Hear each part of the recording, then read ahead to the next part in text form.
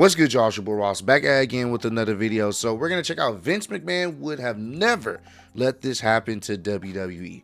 What's funny, just off the title alone, I think a lot of us can agree that some of the things that TKO has implemented in WWE as of now, Vince, despite him loving him some money, probably wouldn't have let a lot of the stuff that we see on our WWE television on a weekly basis happen. Obviously, he loves him some sponsors. He loves making as much money as possible. But Vince would have never let the sponsor ads be on the wrestling mat.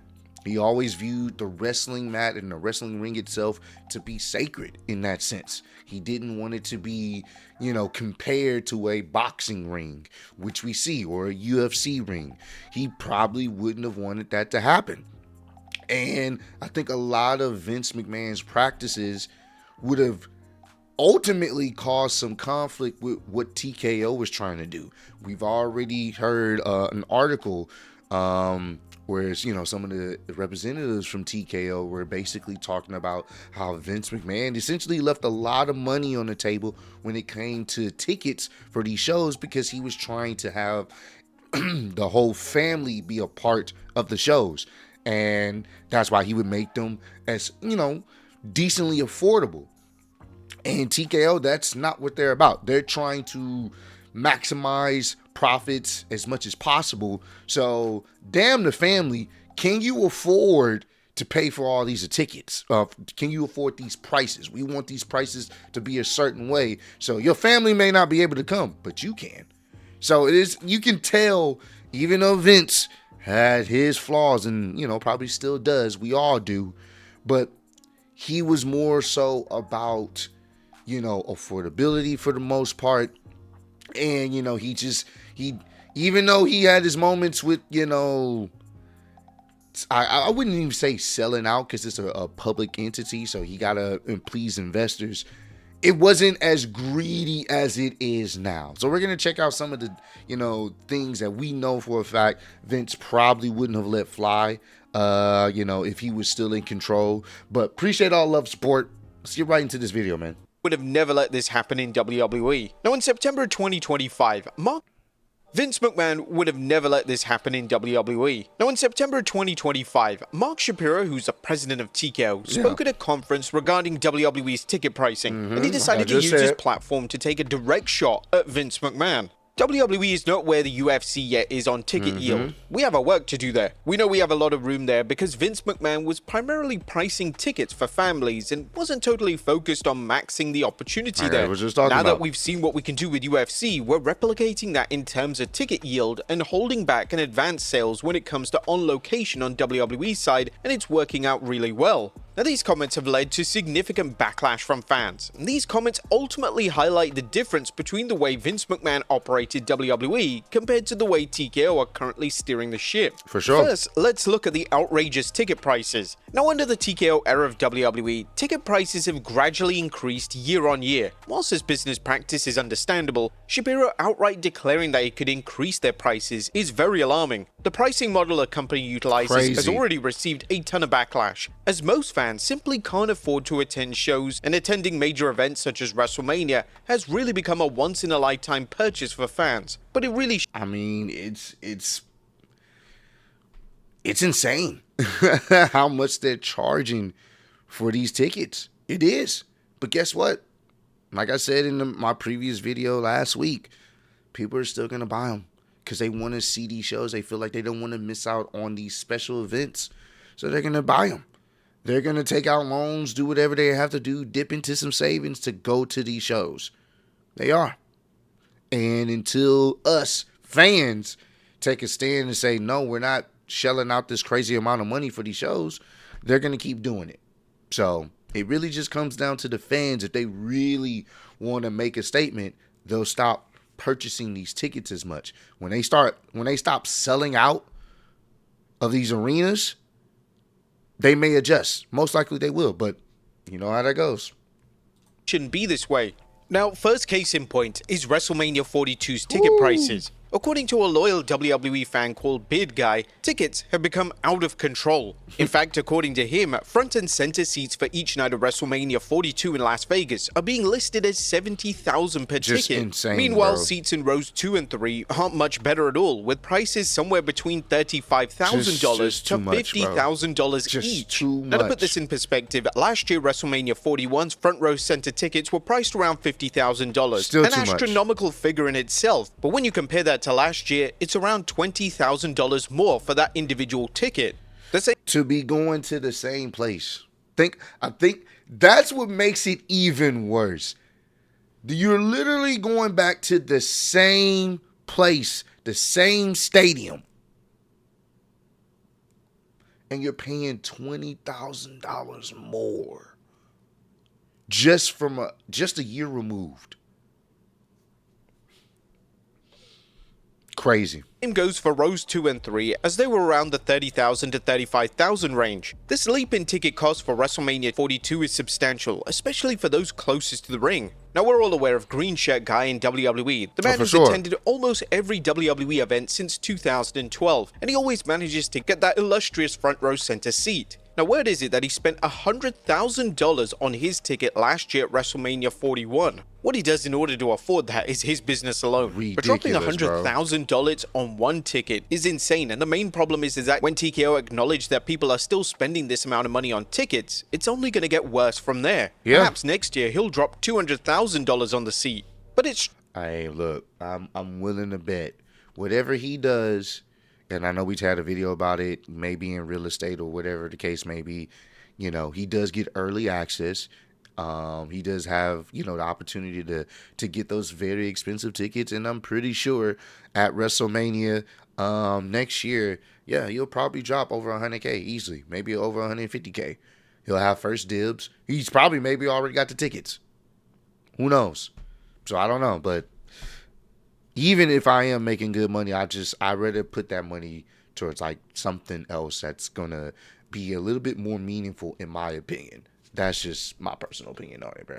strange that Mark Shapiro is taking a shot at McMahon for his version of pricing models. Taking aim at McMahon for his conduct in relation to the allegations facing him is fair game. However, taking a shot at him for making WWE tickets affordable to families is totally uncalled for. What is the goal with that particular comment? Don't know. McMahon's approach when it came to ticket prices was never a contested issue, and using the fact that he used a pricing model so families could watch the product seemed like a bizarre and unnecessary shot. Shapiro's comments directed at pricing tickets for families is worth examining, as what exactly does Shapiro mean by this? Is he suggesting that WWE is no longer for families? Well, if that's the case, why is the product still a PG presentation, and why do all their respective sponsors, including Mattel, know that the product is no longer aimed at families? Now, it could be the case that Mark Shapiro wanted to brag and boast in a business setting in regards to how well the product is doing, and that's fine, but the comments directed at McMahon and outright admitting that ticket sales can be increased is frustrating to say the very least. Mad Ticket wild. prices under McMahon's regime at WWE seemed fair. When you look at ticket prices around WrestleMania 19, ticket prices for front row center were going around about $400 to maybe even $1,000 at most. And that's, even then in that time period, that's still a lot of money, especially back then. But it was more reasonable, more understandable. And, you had probably a better time at the show. You got to see some classic and iconic matches. Not to say that you can't see that in the recent WrestleManias, but it just doesn't add up to $50,000, $60,000 in my personal opinion. And whilst we could make the difference for inflation, it still wouldn't come anywhere near the ticket pricing that we have today. But what does TKO feel is the justification for increasing its ticket prices? But what Shapiro needs to realize is that for them to increase ticket prices over the years, the product has to remain hot, popular, and relevant. Wrestling, particularly WWE, goes through highs and lows. This has been the case for decades. If TKO expects to just ride the wave of that initial momentum, then it's going to dramatically fail. Soon enough, they could find themselves with half-empty arenas and being forced to lower ticket prices, making it so that fans can actually afford tickets to attend shows. TKO, in essence, inherited a wrestling product that was red hot. Due to McMahon, who definitely lost his way from a creative aspect, being out of the picture, and Triple H taking charge of WWE Creative, the WWE product was seen as cool again by many. Lapsed fans were reintroduced to the product. WWE also had the Bloodline story firing on all cylinders, and for the first time since perhaps the 90s, the WWE product had universal appeal. But what happens if Triple H drops the ball from a creative aspect? Does TKO simply replace him? Well, Triple H is, well, mostly well liked by fans, and the question would be who would TKO even replace him with? That's the primary issue here. TKO would then expect this new name to take them to the promised land once more, but there's no guarantee that this would happen. No. And even if they replace Triple H, talent morale could completely crash, as who's to say that the person who replaces Triple H even knows anything about wrestling in general? Whilst fans love to poke fun at Triple H's creative, the same couldn't be said for the talent, as a lot of the locker room adore Triple H. Most of the names in the locker room work with the game in NXT, and they see him as a father figure. We all saw earlier in the year how the locker room reacted to WWE cutting R-Truth from his WWE deal, so a similar situation could occur there. But this is why Vince McMahon was good for WWE. Vince McMahon had a solid business sense, but he always wanted to make wrestling affordable to all. This was a smart approach, as even when the pro wrestling product wasn't hot, and it sure wasn't during the final few years running WWE, ticket prices weren't so insanely high that fans attending shows would feel ripped off. Well, that is unless they were watching the main event of WrestleMania 34. Hey, never forget. This is why I be telling people, y'all think that what we getting on television is the dark days. It's not, bro. Is it, lazy booking at times? For sure. I don't know what just happened there. Okay. Is it lazy booking at times? For sure. Could some of the matches be better? Of course, these are things that will always be a topic of discussion in any wrestling show. But for the most part, it's still mostly watchable. There were times like this being the main event, this was not watchable for me personally. I don't even think I actually watched this match because I didn't care. You feel me? And this is the main event of WrestleMania that year. Didn't care. So it's just one of those things we've had some dark days creatively and what we had to watch and sit through. So I'm not just going to sit up there and say it's completely horrendous. We came from some dark places.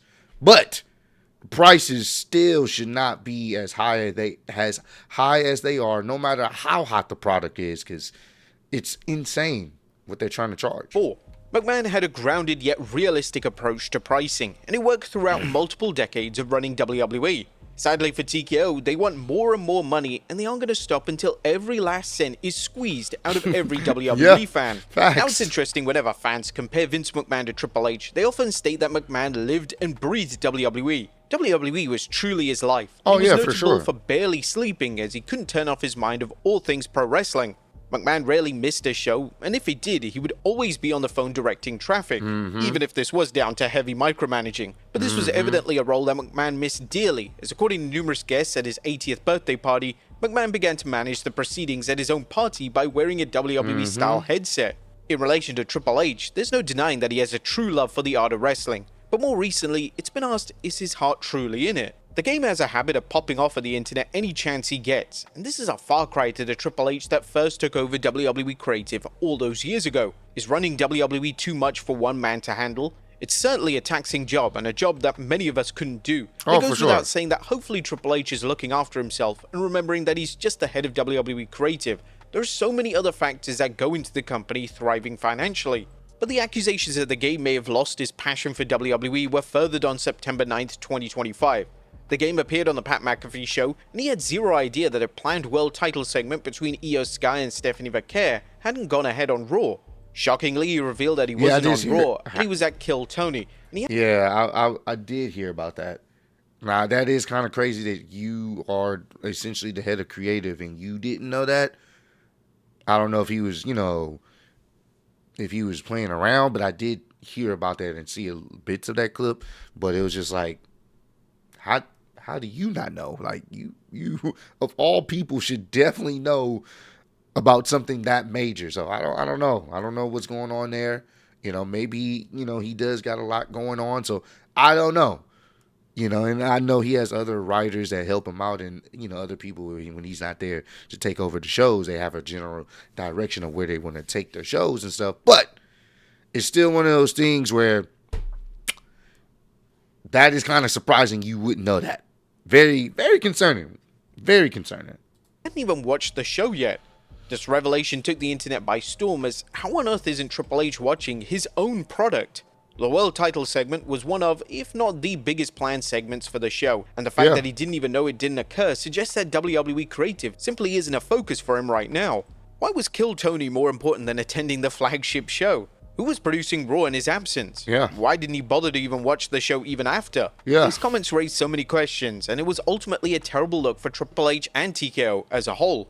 Now let's be fair, Vince McMahon is many things, and most of the insults you could throw at McMahon are justified. However, a puppet is one word you can never use to describe him.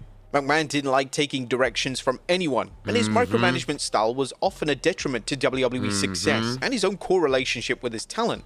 Triple H has stripped back the micromanagement style, and in return, talent morale has gone through the roof. However, is it possible that Triple H is just acting as a puppet for TKO and doing their bidding? As we mentioned, TKO could in theory drop the game whenever they liked, and they definitely see him as a face of the corporate brand of WWE TKO. Triple H is featured in virtually all marketing materials for WWE, and they see him as a former notable wrestling personality that is recognizable and fans and wider consumers happen to know. TKO doesn't know how to operate WWE or a pro wrestling company. It's unknown territory for them. Vince McMahon had the ability to do absolutely everything in WWE, ranging from running the show to commentary, and that's the striking difference between McMahon and TKO. Thankfully, TKO has made so many welcome changes to the way WWE operates. The abolishment of live events every single weekend has helped talent rest, but some would argue that this was done as TKO saw the profits margin as too slim. It wasn't done in order to preserve the health of the talent. This is even... I could actually see that. I can see that, you know, if they don't feel like they're going to make enough money, why would we have our wrestlers go out there? They're trying to make as much money as possible. So I could actually see that being a situation too.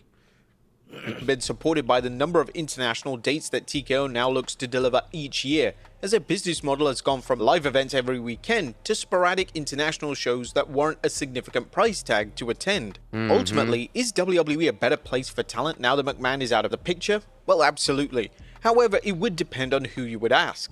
Despite the outstanding accusations levied against McMahon, he still has his supporters, and this was seen by the massive stars attending his recent birthday party. When it comes to the fans, the WWE product from a creative aspect is without a doubt in a much better place. McMahon's creative output during his final few active years could often be horrendous. Yes, he was often looking to appease himself and nobody else.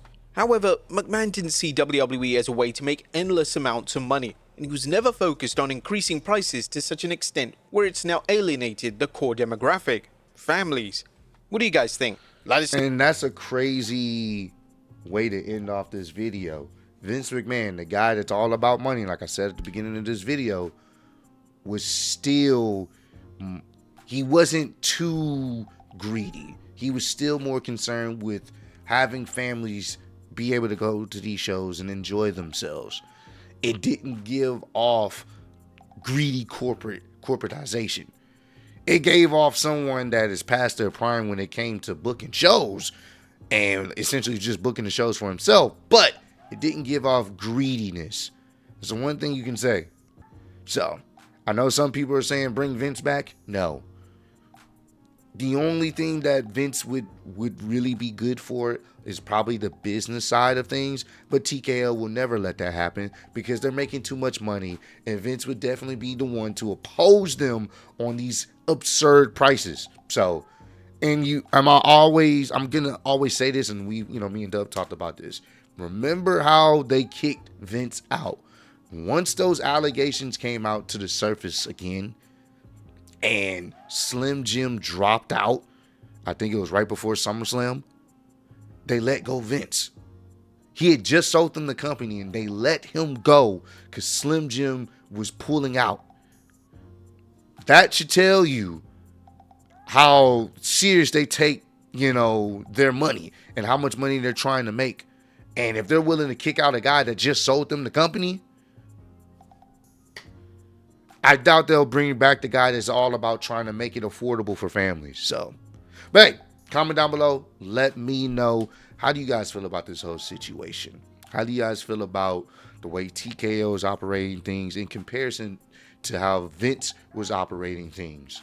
How do y'all feel about that, man? And would some of y'all want Vince to come back in a business aspect? If there was an opportunity to make that happen, despite what y'all know, would y'all be okay with it? Or would y'all say, you know what, Vince need to stay where he's at because, You know, he got a lot of stuff going on. His case is still going on. Even though TKO is money greedy, you know, individuals, nah, he needs to stay away. Or would y'all be like, nah, let him run the business side of things and go from there? Because I want to get y'all opinion on it. But I appreciate all love, support. Road to 150K. Appreciate y'all kicking it with me. See you on the next one. Peace.